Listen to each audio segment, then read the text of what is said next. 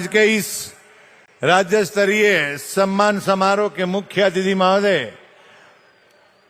हम सबके बहुत सम्मानीय और बहुत प्रिय अंबाला में फुटबॉल का फरीदाबाद अजरौंदा, वेट लिफ्टिंग का बालवान पलवल, शूटिंग का जगाधरी में, एथलेटिक्स का एक और सेंटर पडाना जींद में, रेसलिंग का सिलाना में, बॉक्सिंग का लाडवास में, चरखी दादरी में। वीर जवानों, वीर पहलवानों, आपका जोश देखने बनता है। बोलो भारत माता की, भारत माता की।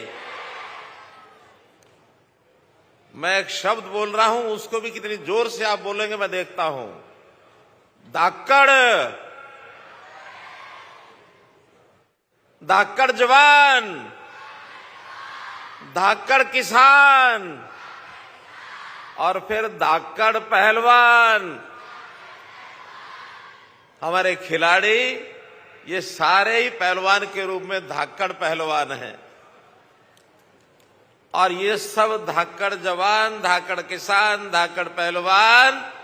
तो फिर हमारा हरियाणा भी केस है, धाकड़ हरियाणा। भाई जोरदार बोलोगे तो मजा आएगा। धाकड़ हरियाणा।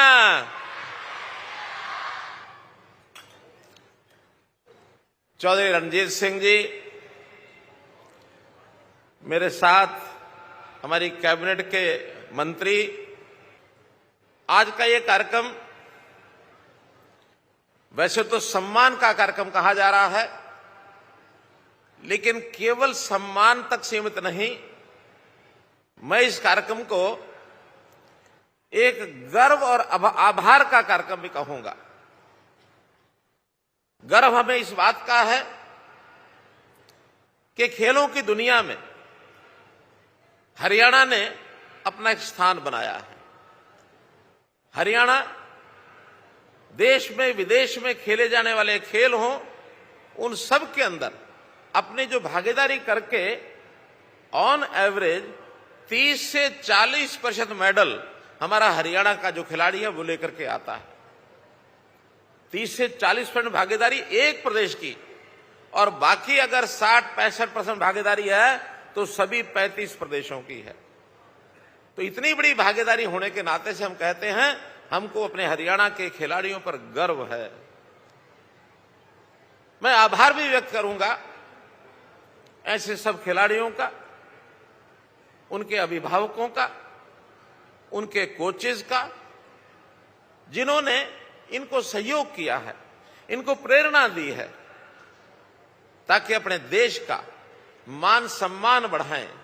इन्होंने प्रदेश का भी मान बढ़ाया, देश का भी मान बढ़ाया, इसलिए मैं इन सब का आभार भी प्रकट करता हूं। तो इसलिए मैं तो आपसे इतना ही निवेदन करूंगा कि हरियाणा का ये खिलाड़ी, अपना खिलाड़ी जब खेल खेलता है, जब ये प्रदेश में खेल खेलता है तो ये प्रदेश के मान को बढ़ाता है, प्रदेश के सम्मान को बढ़ाता है, और जब ये देश के लिए खेलता है तो देश के मान को बढ़ाता है। अपने गांव का, अपने माता पिता का, अपना संस्थान, जिस संस्थान से ट्रेनिंग ले रहा उस संस्थान का, इनका तो मान बढ़ाता ही है। मां बाप का लाडला होता है तो मां का दुलारा ये बेटा जब बड़ा होकर के इस सीमा तक पहुंचता है, खुशियों से वो भी नाच उठती है। खेल चाहे चाइना में हो रहा हो, चाहे अमेरिका में हो रहा हो, चाहे इंग्लैंड में हो रहा हो, चाहे साउथ अफ्रीका में हो रहा हो, नजरें लगा करके टीवी के सामने सब लोग बैठे रहते हैं। और आखिरी क्षण में जब वो जीत का डंका जब बज जाता है, उस समय सारा गांव, सारा प्रदेश, सारा देश झूम उठता है।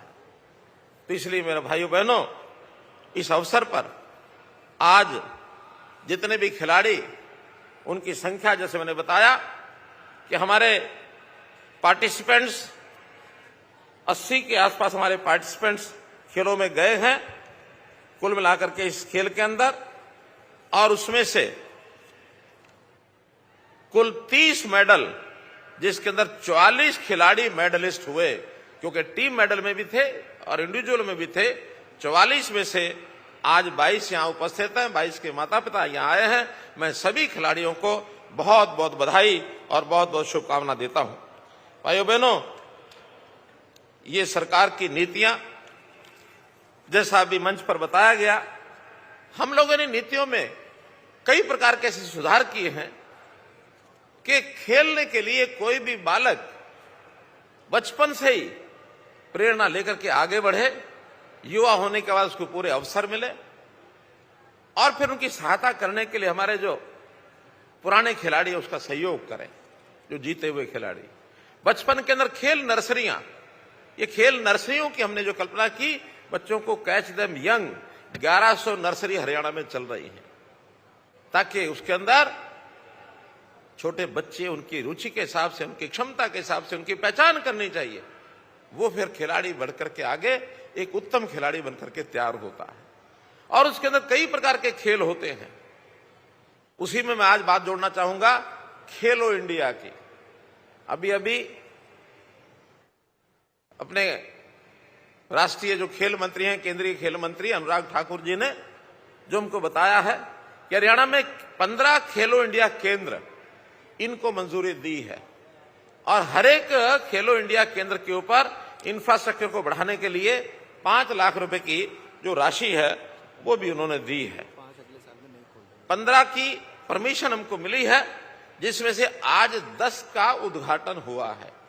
बाकी 5 इस आने वाले वर्ष के अंदर जो करेंगे, उन 5 के भी जो 10 खोले गए हैं, उनके स्थान एक पंचकुला, कुरुक्षेत्र, यमुनानगर, कैथल, भिवानी, चरखी दादरी, रोहतक, झज्जर, फरीदाबाद और पलवल, ये 10 स्थानों के ऊपर जो केंद्र हैं उनका आज उद्घाटन हुआ है। अन्य जो 5 रह गए हैं उनको भी अगले वर्ष के पहले, जिसमें हिसार, सिरसा, नूंह, सोनीपत और जहां हम बैठे हैं करनाल, यहां भी ये सारे केंद्र इस अगले साल में होने वाले हैं। मैं आग्रह करूंगा हमारे केंद्रीय मंत्री जी से कि 7 जिले और बचते हैं, हम इसके बाद अगले 7 जिलों के जिला केंद्रों पर भी उनसे निवेदन करते हैं कि 7 केंद्र और मंजूर कर दिए जाएं, ताकि सभी 22 जिलों में हमारे जो केंद्र हैं ये खुलने चाहिए, ताकि हम बच्चों को खेलो इंडिया की इस प्रतियोगिता में भाग लेने के लिए वह तैयार कर सकें। चाहे फिर वो नेशनल गेम्स हो, आगे एशियन गेम्स हो, ओलंपिक गेम्स हो, सबके अंदर आगे बढ़ने की प्रेरणा हम अपने खिलाड़ियों को बहुत सी योजनाएं बना करके देते हैं। अब इसमें से बहुत खिलाड़ी मेहनत करके अपना एक स्थान प्राप्त करते हैं। जैसे आज गोल्ड मेडलिस्ट प्रथम आए, सिल्वर मेडलिस्ट सेकंड आए, ब्रॉन्ज वाले थर्ड आए।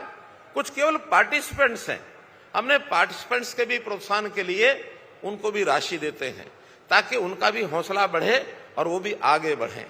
जो लोग मेडल विनर्स हैं, मेरा इनसे एक आग्रह है कि इनको अपने स्थान को इंप्रूव करने के लिए आगे बढ़ना चाहिए। इसी स्तर का खेल है तो उसमें अपना स्थान ऊंचा कैसे करें, थर्ड से सेकंड कैसे आए, सेकंड से फर्स्ट कैसे आए, और फर्स्ट वाले को कहूंगा कि किसी और को फर्स्ट आने ना दे, अपने आप को फर्स्ट बनाए रखें। तो कंपटीशन में इस भावना को लेकर के आगे बढ़ेंगे तो नए नए खिलाड़ी और आगे उभरेंगे। और जो आज एशियन खेल रहे हैं तो आगे बढ़कर के ओलंपिक में इसके तैयारी के लिए अपनी जी जान लगा दें, ताकि ओलंपिक जो हाईएस्ट खेल होता है उस हाईएस्ट खेल के लिए हम लोग जो है आगे बढ़ सकें, ताकि दुनिया किसी तरीके से भारत को पहचाने और भारत में हरियाणा को भी पहचाने। क्योंकि एक बात से हमें बताने में भी मुझे संकोच नहीं है, हरियाणा देश की टैली में तो ऊपर आया है, काफी प्रथम है। आज सभी प्रदेशों में नंबर 1 पर हरियाणा है, यदि हम अपने प्रदेशों की बात करें। लेकिन दुनिया के जब देशों की बात करते हैं तो भारत को भी प्रथम आने में बहुत समय लगेगा। हम अभी बहुत उस टैली में नीचे हैं। उस टैली को बढ़ाने के लिए हरियाणा तो अपना योगदान करेगा ही, साथ में बाकी प्रदेश भी अगर जुटेंगे तो निश्चित रूप से एक समय आएगा कि भारतवर्ष दुनिया की टैली में सबसे ऊपर आए। इस प्रकार से हमको करना है। आज हरियाणा की खेलों में जो उपलब्धियां हैं वो बड़ी बेमिसाल हैं। 2012 के अगर लंदन में जो ओलंपिक हुए थे उसमें 6 पदक जो मिले थे, 4 पदक उसमें हरियाणा के थे। ये आज का विषय नहीं है। उस समय से 2016 में रियो ओलंपिक में हमारी 2 बेटियां जो जिन्होंने मेडल लिए थे उसमें से एक बेटी हरियाणा की थी। 2021 के ओलंपिक में भी 7 में से 3 ओलंपिक ये हरियाणा से आए थे। ऐसे ही हमारे जो स्वर्ण पदक विजेता Neeraj Chopra track and field खेल का पहला स्वर्ण पदक ये नीरज चोपड़ा ने ये जीता था। तो इस प्रकार से खेलों की सूची बहुत लंबी है जिसके अंदर हरियाणा का अपना स्थान है। हर खेल में जैसे मैंने बताया 30 से 40% तक हरियाणा की भागीदार होती है। खेलो इंडिया में भी अभी पहला जो खेलो इंडिया हुआ था 128 पदक में से 41 जो पदक है वो हरियाणा ने जीते थे। खेलों को इनाम के नाते से जैसा आपने देखा कि गोल्ड मेडलिस्ट जो ओलंपिक में उसको 6 करोड़ रुपया हरियाणा देता है। इसके अलावा और भी बहुत प्रकार की सुविधाएं हैं। नौकरी की सुविधाएं भी जो मेडलिस्ट हैं उन सब के लिए हमने तय की हैं। और इसी प्रकार से जो एशियन गेम्स हैं इसमें भी गोल्ड मेडलिस्ट को जैसे आज आपने देखा 3 करोड़ रुपए की राशि ये गोल्ड मेडलिस्ट को मिलती है। आज 44 खिलाड़ियों को जो नगद राशि दी गई है, आज तो एक टोकन जैसा होता है, इसके बाद इनके खातों में राशि शाम तक ही पहुंच जाएगी। वो 81 करोड़ रुपए की राशि ये कुल मिलाकर के दी है, कुल 81 करोड़ रुपया है। अब एक सुझाव मेरे मन में आया, किसी ने कहा कि अच्छी बात है खिलाड़ियों को सेहत बनाने के लिए कुछ ना कुछ और भी करना चाहिए। तो मैं एक छोटी सी चीज और जोड़ता हूं, बहुत बड़ी तो नहीं है, कि ऐसे इन सभी 44 खिलाड़ियों को एक वीटा घी का टीन, ये भी एक आज मैं अनाउंस करता हूं, इन सबको दिया जाएगा। वीटा घी का एक टीन, ताकि खाओ पियो खेलो और अपनी सेहत बना करके आगे बढ़ो। इस नाते से भी इस काम को हम करेंगे।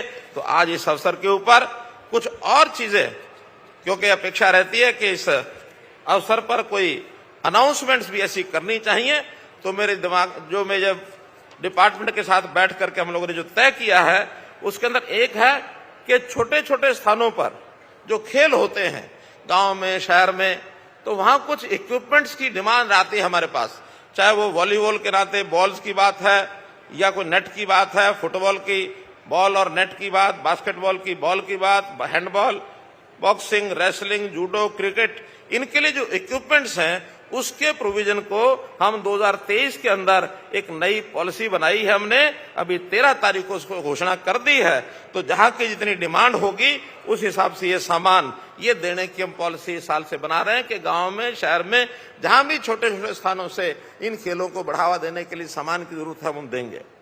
इसी प्रकार दूसरा, कुछ खेल ऐसे हैं जो हमारे राष्ट्रीय खेलों की जो सूची है उसके अंदर नहीं आते हैं, फिर भी मान्यता कुछ खेलों ने, कुछ एसोसिएशन अपने बढ़ा रखी हैं।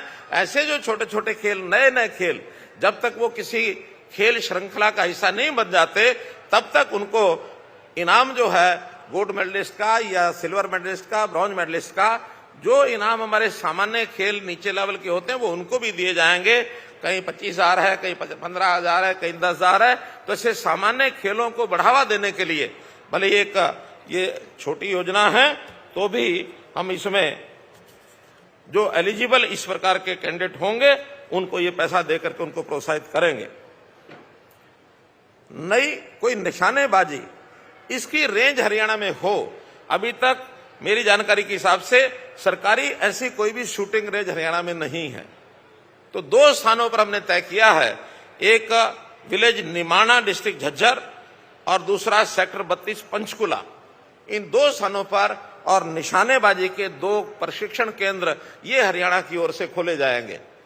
इसी प्रकार 2 तीरंदाजी आर्चरी रेंजेस, ये भी यमुनानगर में तेजली स्टेडियम और फरीदाबाद में डिस्ट्रिक्ट स्पोर्ट्स कॉम्प्लेक्स, ये 2 जगह तीरंदाजी के और 2 सेंटर ये भी खोलने की आज मैं घोषणा करता हूं। तो इस प्रकार से आज के इस खेलों के अवसर पर आपको मैं बहुत बहुत बधाई और बहुत बहुत शुभकामना देता हूं। और इसी प्रकार से आप आगे बढ़ करके और अपने देश प्रदेश का नाम बढ़ाते रहें। बहुत बहुत धन्यवाद।